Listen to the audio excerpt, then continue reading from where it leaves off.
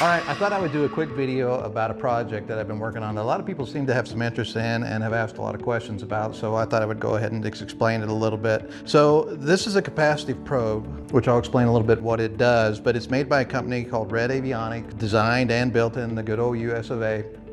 But how a capacitive probe works, it basically has an aluminum tube that runs the length of it, with a copper core that runs up the center. Those two are insulated from each other. As the fuel travels up that tube, it measures the resistance between those two and sends a signal out to this electronic box, which converts it to 0 to 5 volts. Now your Dynon, just about any EFIS system can register that, and you can calibrate it to work with those systems. But Red Avionics also makes a fuel gauge, specifically for this. So if you've got if you don't have a glass panel and you want this option, you can definitely do it. Now, the only thing that I know that I would change, just so I could do away with one fitting, is the probe actually comes with an 1/8 inch NPT fitting on it, which is really great for being able, especially for tanks that don't have baffles and stuff in them. You could just put it in there, bend it down to the lower corner, and you're already set. But I wasn't able to do that, so they're aware that some of these systems would work a lot better with a 1/4 inch NPT here, so that is something that they're looking at. Anyway, the other thing that they're going to be doing is, I know they're looking at offering this as a kit, so it would end up basically coming with an extra length of hose, which you cut down.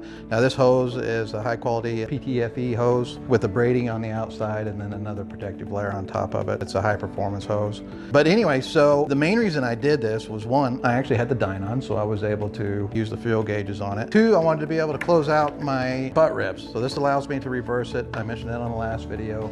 And then three, nothing wrong with the sight gauge, but all of you that actually have them are aware that this hose does not hold up that great in the sun, and 3 to 5 years you're replacing it. So I thought, hey, I could just go ahead and eliminate all of them at once. And so that's why I came up with that. And I will update later on once I actually get everything together and I get it all calibrated and verify that everything is going to work as it should. But I don't see any issues why it wouldn't. Folks at Red Avionics don't see any issues why it wouldn't. So time will tell.